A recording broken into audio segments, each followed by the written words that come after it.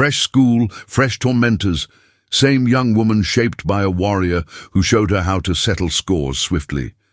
They pegged her the instant she hopped off the bus. Kiara Jackson didn't blend in with the crowd. No fancy coat, no stylish satchel. With embroidered letters, just a simple grey sweatshirt, denim pants, and a worn-out fabric sack draped over one arm. Her hair was tied into a messy bun, no shine, no sparkle, and as she strode through the entrance of Lincoln High in tiny Crestview, Colorado, she didn't seem awed. She appeared weary, determined, as if she had a destination and no patience. For distractions, that by itself marked her as prey. The majority of kids were accustomed to newcomers drifting in and out, soldier families, scholarly swaps, the usual. But Kiara stood apart.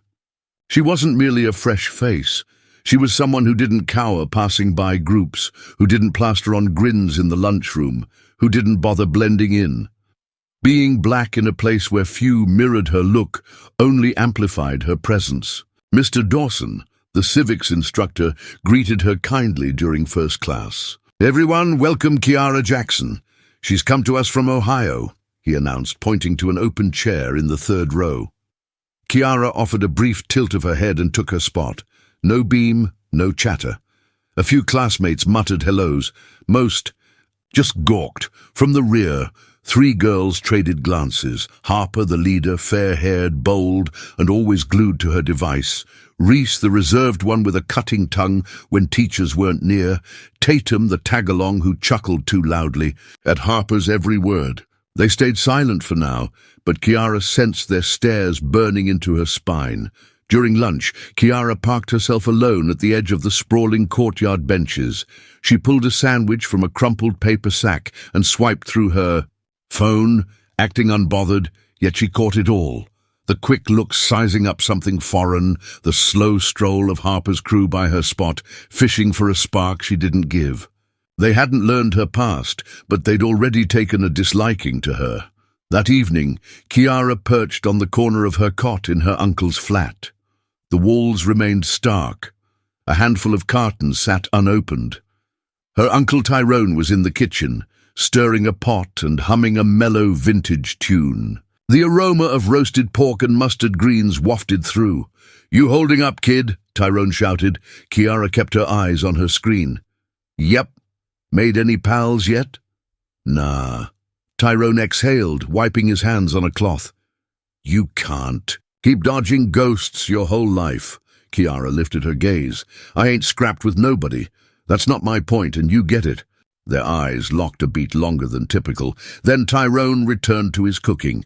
He didn't press. He never did. Kiara took after her father, soft-spoken, stubborn, with a spark that stayed hidden until it couldn't. Kiara resumed swiping. She'd weathered tougher storms than this, but Lincoln High didn't grasp what had just crossed its threshold. The trio in the back, they'd learned the rough way. The taunts kicked off subtle. That's the usual script. Next morning in the phlegm corridor, Kiara popped her locker, and a sticky blob of gum clung to her hand, bright blue, still soft. No one lingered. No one spoke. Later in biology, her notebook vanished. She'd left it right there on the table. Harper grinned 3 seats over, murmuring to Reese. Tatum faked a sneeze that sounded oddly like whoops. Kiara didn't twitch. She just signaled for a spare. Her expression held steady, though her fists clenched beneath the desk. Typical kids would have griped. Most would have snitched to a teacher. Kiara didn't, because she'd faced far harsher than schoolyard tricks. She wasn't one to sob in a stall. She was one to observe and bide her time. Harper, though, wasn't wired for that. She thrived on cracking folks quick, especially lone transfers with no crew. She hated puzzles. She hated calm. So Harper doubled down. In PE during volleyball, Reese spiked a ball straight at Kiara's head. No effort to fake a slip. Kiara snatched it, her grip firm on the leather, her stare pinning Reese. "Got an issue?" Kiara asked evenly. Reese faltered. "Huh? You heard me. Coach Bradley blasted his whistle. "Ladies, play nice." Kiara said nothing more. She pivoted and left the court, but she felt the tide turn. At noon that day, Harper finally stepped up bold. "Hey," she said, looming over Kiara's bench like she ruled the whole quad. "I think it's sweet how you sit out here like you don't need buddies." Kiara didn't flick her eyes up from her phone. "I'm fine." Tatum cackled, overplaying it. "She's fine," she echoed. Harper bent closer. "You're not local, huh?" "Nope." "Yeah, it's obvious." Kiara shot her a measured, steady glance. "You finished?" Harper flashed a sugary smile. "Not by a long shot." That night, Kiara kept mum to her uncle, just bathed, tackled her assignments, and crashed with earbuds in. She streamed one of her dad's old bout clips, fuzzy video, her father gloveless in a shadowy ring, weaving past jabs like a dance.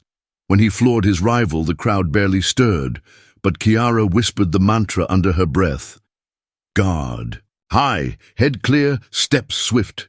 She clung to those teachings and to what her dad said after her first real scuffle at 10, when a kid on the street snatched her cap and shoved her against a fence. "You don't need to brawl every chance," he'd said, kneeling to her eyeline. "But if they force it, wrap it up fast. No shouting, no fuss. Just make sure they know your name." Kiara never hunted for clashes, but she never came up short either. Though Lincoln High was miles from West End Toledo, Ohio, it was starting to feel like home turf. The next day, her locker bore a mark, a lone word etched into the metal with a pin. "Loser." Kiara eyed it, unmoving. Behind her, Tatum snickered and leaned into Harper's ear. Harper grinned, like she saw the punchline coming, but she didn't see that Kiara had hit her limit on patience. When quiet fails, action talks. Lincoln High pegged her as a lone, silent newbie. They missed what simmered in her gaze. She was raised on 8th and Monroe, where horns wailed louder than sparrows and curbs bore names from vigil candles stacked along them. Her mom passed when she was 5, caught by a stray shot heading back from the market. After that, it was her and her dad, Marcus Blaze Jackson, a retired street boxer with a bent nose and fists that could still split wood. He wasn't big on grins, but his care ran deep. They scraped by. Some weeks supper was just bread and juice, but what they missed in cash, her dad filled with guts. He drilled her on shielding herself, body and soul. He didn't craft her to be brash, he built her to be primed. "Folks yap, let 'em, it's just noise," he'd say. "But if they touch you, that's when you school 'em on respect." She was 11 when she mastered dodging a swing, 13 when he let her trade real blows, 15 when she could pin guys double her build at the neighborhood gym. He always made her vow one thing: "Don't kick it off. Don't kick it off," she'd echo every time, "but if it sparks, I close it." That was her youth's beat. Then one evening, it all halted. Her dad keeled over mid-spar on the mat. Heart quit. No heads up, no farewell. Kiara didn't weep for days. She just camped on the sofa, replaying his fight reels, mouthing the phrases he'd murmur pre-round.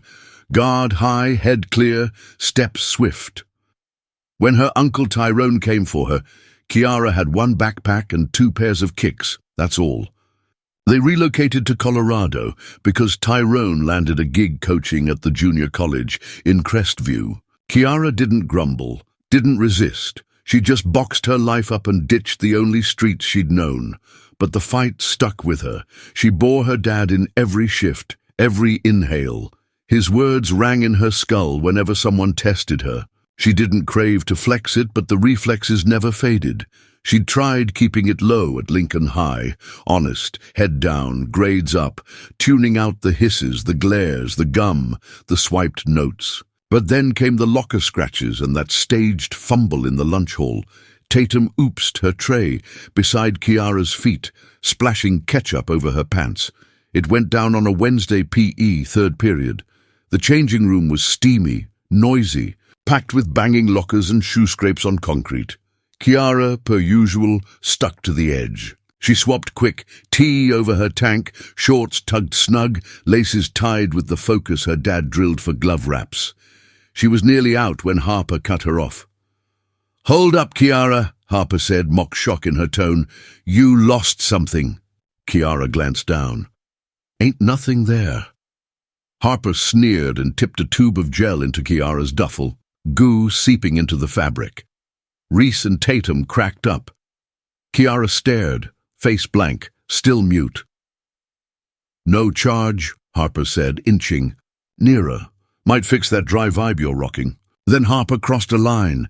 She tapped Kiara's arm, not rough, not fierce, just enough to dare, move. Kiara eyed the nudge, then met Harper's gaze. "You certain?" she asked, low and crisp. Harper scoffed. "Certain of what?" "You certain you want this?" The air stilled. The vibe flipped. Harper eased back a hair. "You don't spook me." Kiara cocked her head. "Fine." Then she struck. It wasn't a sloppy lunge or a shouting match. It was sharp, deliberate. Her dad would have nodded approval. One stride forward, elbow to the gut. Harper crumpled like foil. Reese darted in. Kiara slid aside, snagged her ankle, yanked, and planted her flat on the tiles. Tatum stalled, palms raised. I wasn't... Kiara didn't graze her, just locked eyes. Tatum bolted, tripping over a stool and fleeing the scene. Coach Bradley stormed in moments later. "What in blazes is this?" Kiara stood firm, breath even. Reese moaned on the ground. Harper slumped by the lockers, clutching her ribs. "I asked if she was certain," Kiara said, tone level. The school hummed after, less for the scrap, more for how she scrapped. Cool, precise, no shrieks, pure. Craft.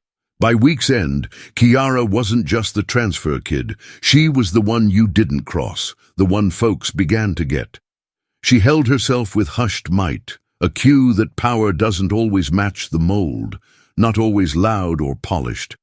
Sometimes it's a steady voice saying, "You certain," just as the world tilts. Coach Bradley hauled Kiara, Harper, and Reese to his office. The changing room went mute. News flew. By noon it was everywhere. Clips were already bouncing around. The footage wobbled, but it told plenty. Kiara's crisp moves, how she didn't ignite it, and how she shut it down like a pro. Some were stunned. Others saw it coming.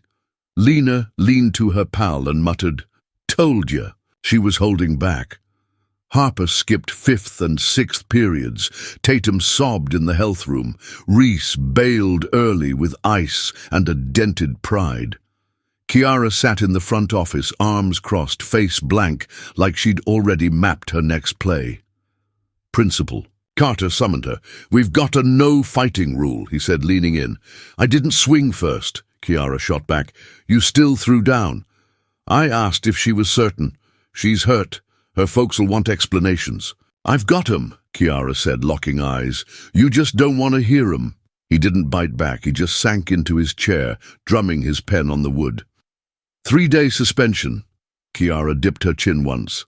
"Fair." Tyrone fetched her without a word. Questions waited till they hit home. Kiara ditched her bag by the door and grabbed a soda like it was any old Wednesday. "You solid?" Tyrone asked, arms folded. Kiara nodded. "Yep." "Wanna unpack it?" "Nah," Tyrone sighed. "Didn't need to go that hard." Kiara met his stare.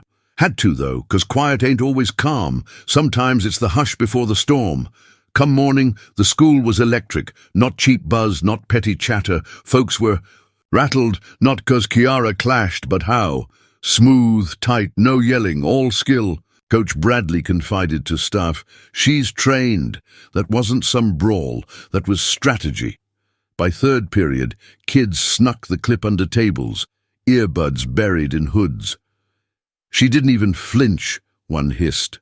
Saw how quick she was, dropped Harper flat. Meanwhile, Harper stayed put. Her mom fired off a raging email to the board, claimed her kid was jumped, battered, shamed. Principal Carter passed it up the chain before huddling with the advisor, 2 vice principals. And Coach Bradley But the video held firm, and so did the murmurs. For once, folks flipped the script. Why'd Harper's posse keep poking Kiara anyway? Word was, it wasn't their debut. They'd broken a girl last term. Another bailed to a new school.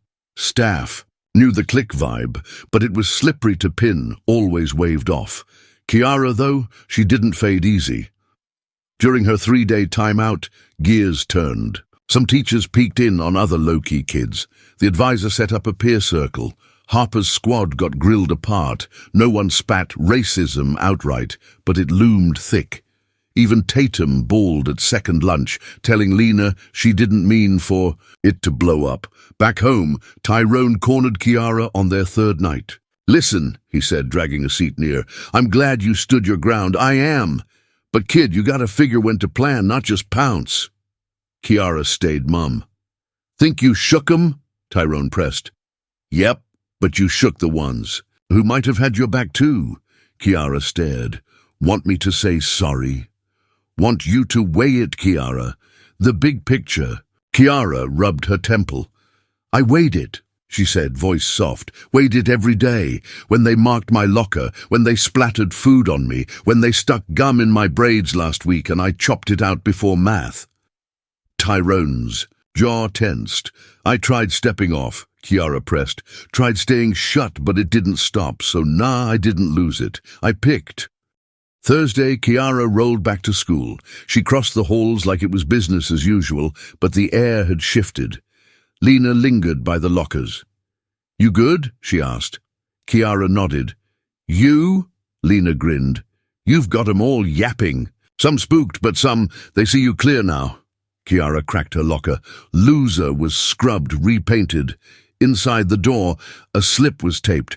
"Gotta crack the quiet to be noticed. Props." No sender, just that. Kiara tucked it away. Coach Bradley nabbed her pre-PE. "Ever thought of the girls' boxing squad?" he tossed out. Kiara arched a brow. "That's a thing here?" "It is now." By week's close, Kiara wasn't just the new face. She was the one you steered clear of, and beyond that, the one folks started to read. Harper strolled in the next Monday, playing it off, but the edge was dulled. Her tone didn't hit the same. Eyes caught her different, spotting the flaws. She brushed past Kiara between bells. For a flash, she paused, like she might speak. Sorry, a query, something. But Kiara kept her pace, didn't flinch. Some stuff don't need talk. At lunch, Lena plopped across from her. "Heard coach's pitch?" she asked. Kiara nodded. "Boxing squad. Might do it." "You'd crush. Not for the spotlight." "I get it," Lena said. "For you." That afternoon in PE, Coach slid Kiara a form and a lineup. Her name already inked in. "Ain't just you who needed this," he said. "Some of these girls, they've been itching for someone like you." Kiara gripped the sheet a long second. Not doubt, but a first taste since landing here that she wasn't just scraping by. She was visible. That weekend, Tyrone dragged her to snag new kicks, not 'cause she begged, but he clocked the change. 2. "You keep throwing me curves, you know," he said, roaming the shop. Kiara cracked a grin. "Good curve or bad?" Tyrone chuckled. "Day by day." They snagged a crisp grey and blue pair, low-key, tough like her.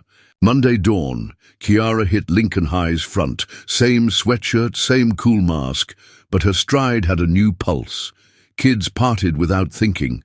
Some tipped heads, others held quiet, but it was respect now, not disregard. She spotted the custodian by the lockers, scraping off a smudge. She lingered a beat, then moved on. Respect wasn't cheap, but she'd claimed it, and better kept her pride intact. By term's end, her name rang out, not for noise, not for flash, but for the muted force most only wish for. Kiara never topped the social heap. She didn't care to. She turned into something truer, a sign that strength doesn't always fit the frame. It ain't got to be bold or cute or staged for giggles. Sometimes it's a level tone asking, "You certain?" Right as it all flips. This tale ain't about fists. It's about owning your value. It's about lines, about might that's won, not flaunted. We roll in a scene that props up quiet from the wrong corners and spotlight on the wrong pipes, but sometimes the hushed hold the boldest facts. If you catch someone getting shoved, speak up. If you've been ghosted like you don't count, recall who you are. And if the time hits when you gotta answer with moves, make damn sure they don't. Forget your name.